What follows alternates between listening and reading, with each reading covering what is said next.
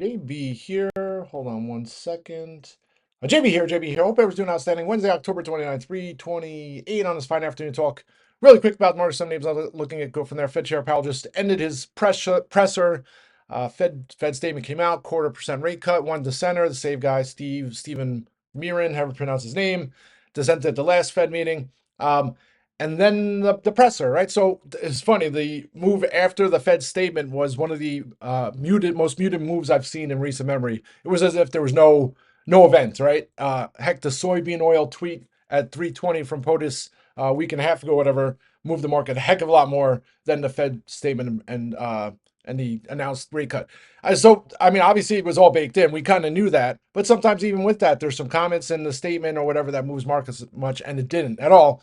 And then he came on at 2:30, and everything looked pretty good. We're actually melting a little bit to the highs of the day, all the way to 689. And then he comes out with I wouldn't even call it the bombshell, but pretty much dismissed the certainty of a rate cut come December, right? He says, I don't even know the exact quoting, but pretty much put his somewhat, his proverbial foot in the mouth.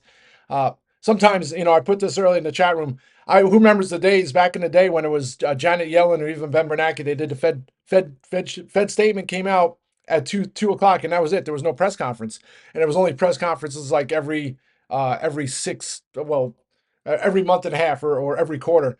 Then all of a sudden, I forget. I think it was Powell came out and said, "Hey, we're going to do a press conference after every Fed statement."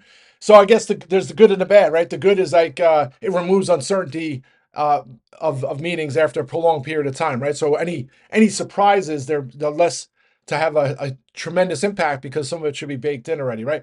The other side is it leaves for opportunities like we had today, where he puts a little snafu and it causes the market to dip. I still think that there's a 95% probability they'll cut rates in December. But I guess the good and the bad, and the good, I guess it's good to have him kind of not just be 100% dovish, where maybe the markets overshoot or whatever. So I think good presser. At the end, you had one of the last questions was around the cockroach, the Jamie Dimon cockroach around these auto lending and auto parts bankruptcies in Texas and what have you over the last month or two. Funny how those kind of get brushed under the rug, right? No one's really talking about those anymore. But he didn't put it as like a non-event. So all right, so back onto the next Fed meeting is in December. So interesting stuff.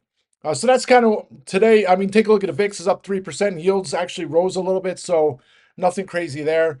Now everybody's going to wait after the close. You get three of the Mag 7. We're going to have the Meta, the Microsoft, and the Google, the three largest components of the CapEx circle jerk that's been going on, or at least that's what I'm calling it. And hopefully, to me, decent reports, strong reports. I'm sure two or three, all three of them are going to report monster quarters, and to me, hopefully, announce some more bullish CapEx spend. Right, raising whether it be 5 billion or whatever it is, whatever that number is, and then markets can keep going on its merry way. Talk about on the rant this morning, 685, and sure enough, we're right here at 685. Maybe that's some kind of support here. 678. If things get crazy, we get down to 682 on that Powell-induced dip.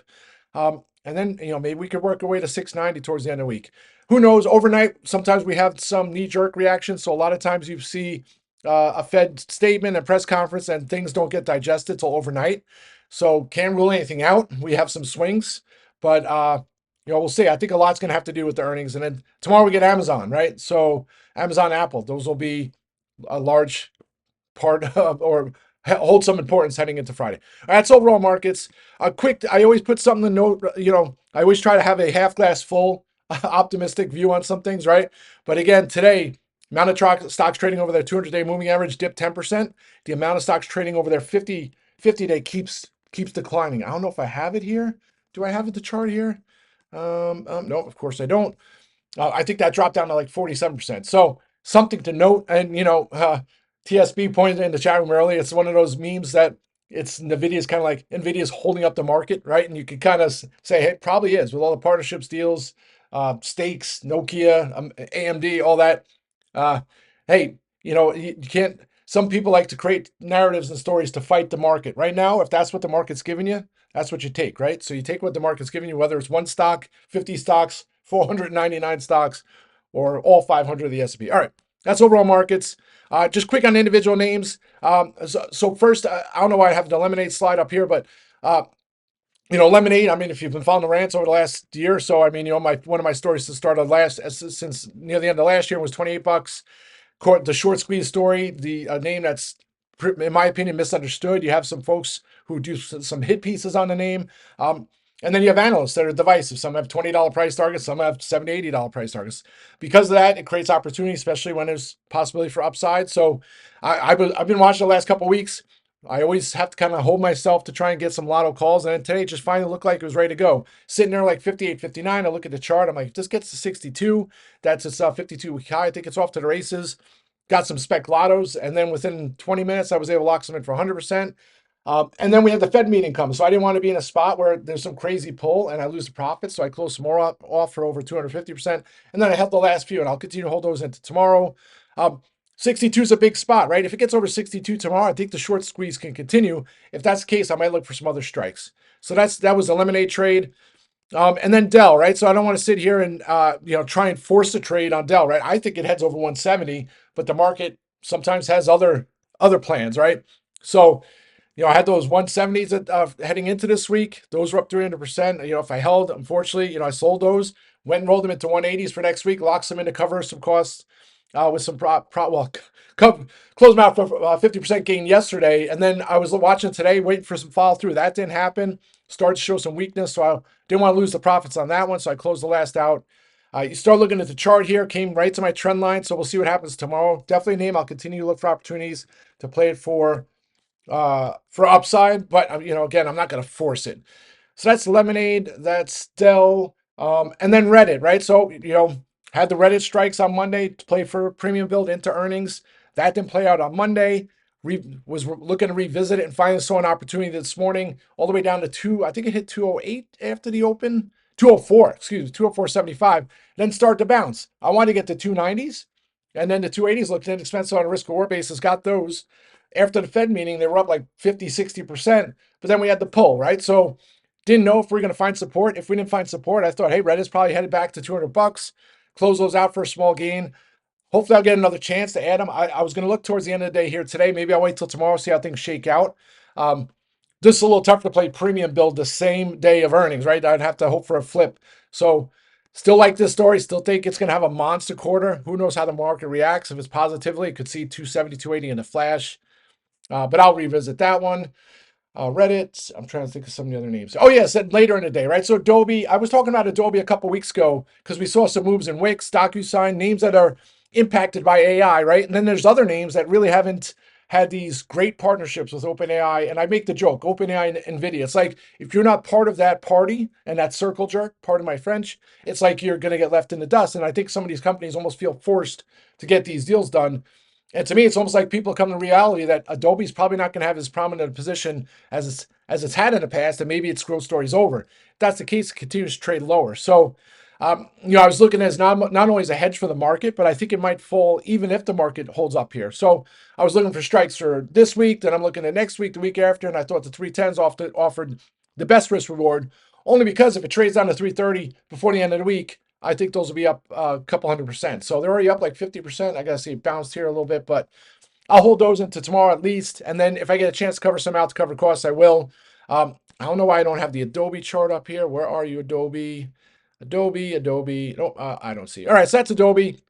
And then, of course, some other names here. SanDisk. I was making a joke last week. I'm like, when it was at 140, I'm like, this is either $100 or a $200 stock.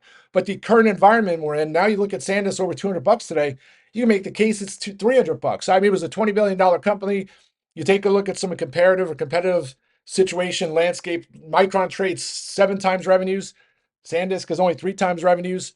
Seagate just reported earnings yesterday. Monster beat. It's up 18%. Well, actually, it's 19% now.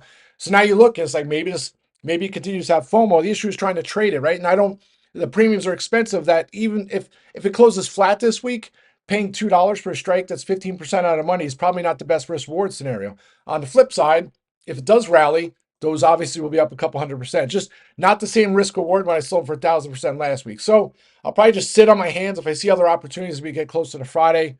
It just wouldn't surprise me to see it 250 or so by the end of the week. Call me crazy, but sometimes you have to be crazy and hold for the big gains. That's how the option world works, right? So that's SanDisk. Oh, and then last but not least here is gold. And I made the joke here, like gold's down 0.75% now. It just broke under 4,000. You have to think if there were scenarios for gold to really get a bounce, we're past it, right? And the joke this morning was that people made the case that the U.S. dollar's been strengthening and holding ground. That's why gold's selling off. But the U.S. dollars, it was up this morning and gold was up. So and it's fine. Just we'll see how all these things play out. I start to try and figure out like this overall geopolitical situation and the macro environment. And to me, it's almost like gold might be like a tariff trade, right? So, I mean, some of the situation, obviously, if you want to have is geopolitical situations, the tensions in the Middle East, Ukraine, Russia, World War III, Iran, all that fun stuff. Of course, gold is a good hedge for that stuff. It's a hedge for inflation. I always talk it as a basket of your investment portfolio, right? Some people have 5-10% of their portfolio. But then to me, it's like, I mean, some people might have it as like an oh shit, pardon my French, like an oh shit basket, right? And I talk about the oh shit basket when the poop hits the fan at some point with this AI circle jerk, you're gonna want to have an oh shit basket to take advantage of the downside. But maybe people have been in gold as kind of like protection, and especially with the tariffs. And it's funny, even Fed Chair Powell coming on, I remember his pressers 3 months ago where he was worried about the tariffs having a major impact on inflation. And it's like every press conference thereafter, his tone is getting less and less about it. So it's like people load up on the gold as a hedge against craziness with the tariffs, right? And especially if they're on, depending on what political party, maybe they don't not fans of the current administration, and gold was a way to kind of like give the administration a finger, and then they thought that the poop was gonna hit the fan, and gold was their protection against it. Now, as that gets unwound, is this gonna be like the great unwind? So these are scenarios I start thinking in my head on gold. I'm like, should I get some oh shit puts? Excuse my French on GLD. So these are so don't be surprised. I got to mull this over and look at some scenarios here. But I'm like, 30. I first I thought last week $3,800, and we got close yesterday, or this we've got 30, whatever, low 39, and now I'm like, I thought 37. I'm like, are we going to get down to 35 before the year is out? So people start talking about, and there's all these little cycles with gold in China. India has their wedding season and all this. This little crazy stuff. So.